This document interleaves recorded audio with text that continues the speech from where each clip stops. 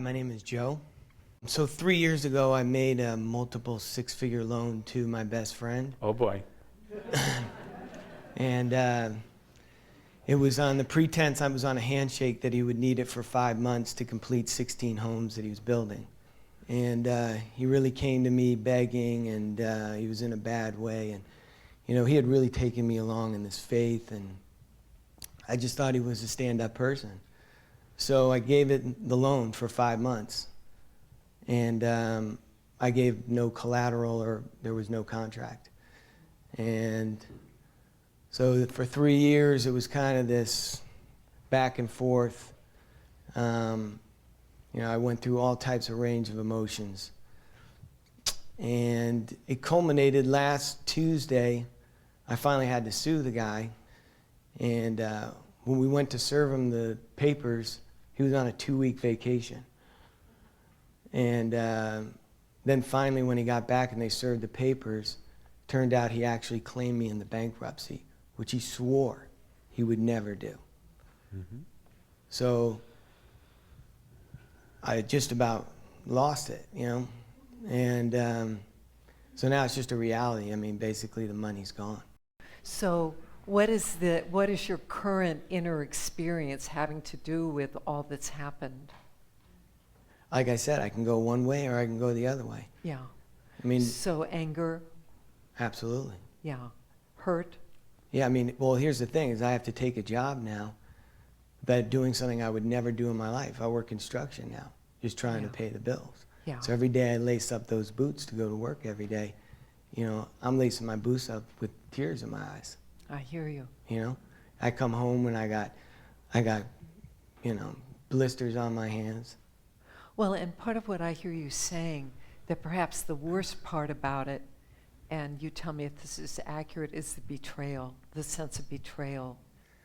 Yeah, because it's like I could go throughout my day and I could be happy not thinking about it. But then the second, you know, I realize the reality of my situation, or the first of the month, you know, I start having thoughts. Yeah. Thoughts like?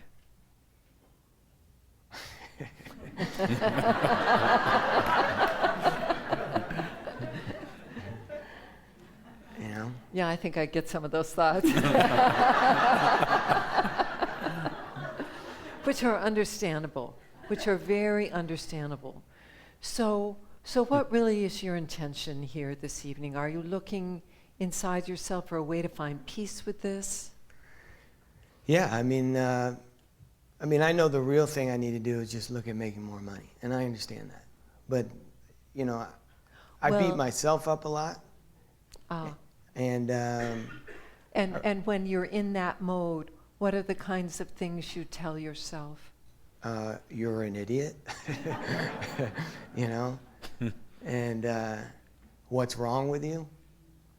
How could you have done this? See, now what you've done is you've internalized the same process. You're no longer just making him wrong. Now you're making yourself wrong. So now you've got two people that you're judging and condemning and making wrong. The more people we make wrong in our lives, the more pain and suffering we will have. I can't emphasize that too strongly. The more we make people wrong who are in our lives, the more pain and suffering we will have. Because I think it was one of Buddha's quotes was like,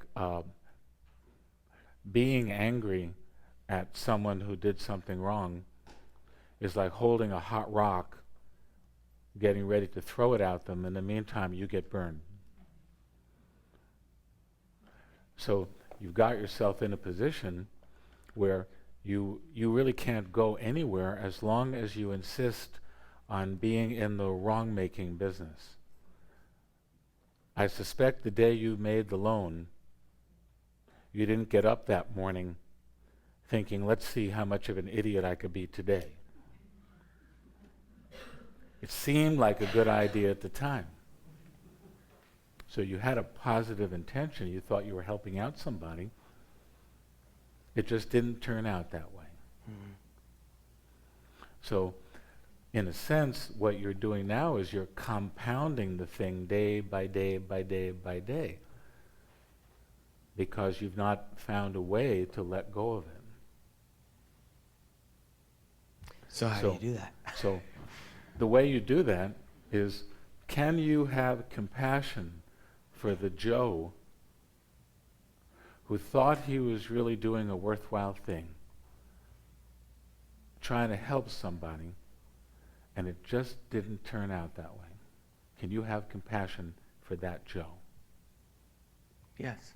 See, if you can have compassion for that Joe, then the forgiveness would be something like, I forgive myself for judging this guy, and I forgive myself for judging myself as stupid, untrustworthy, whatever words you would put on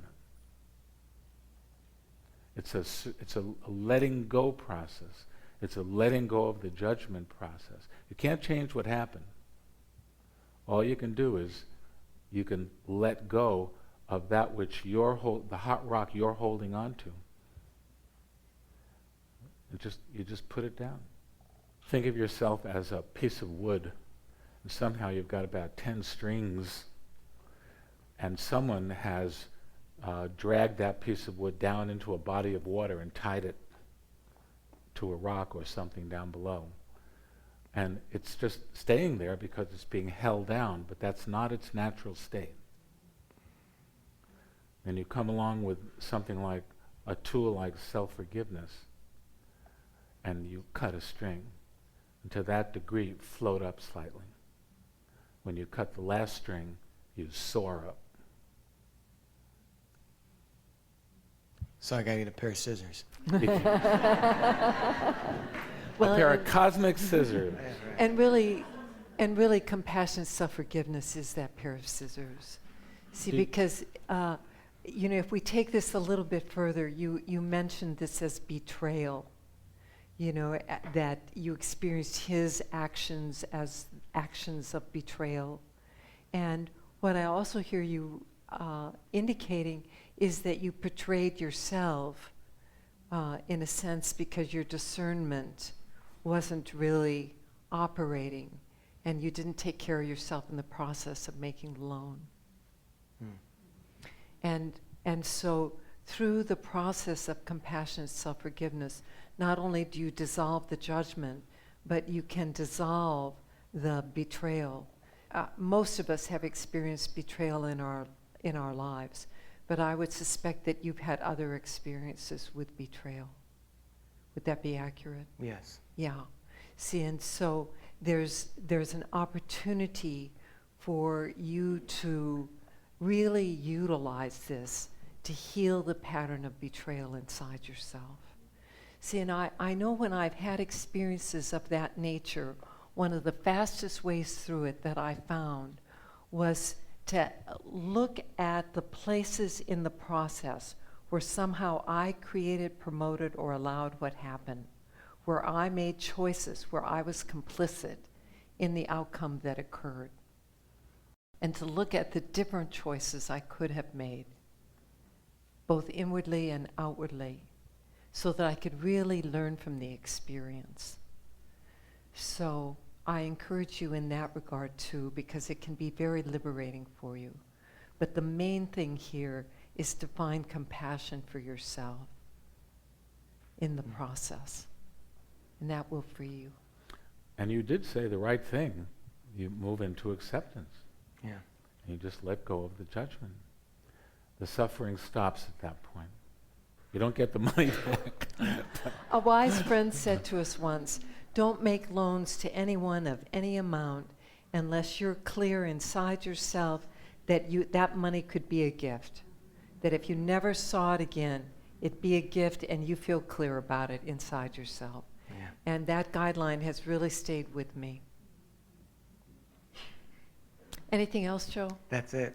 Thank you Thank you for very sharing. much. Thank you.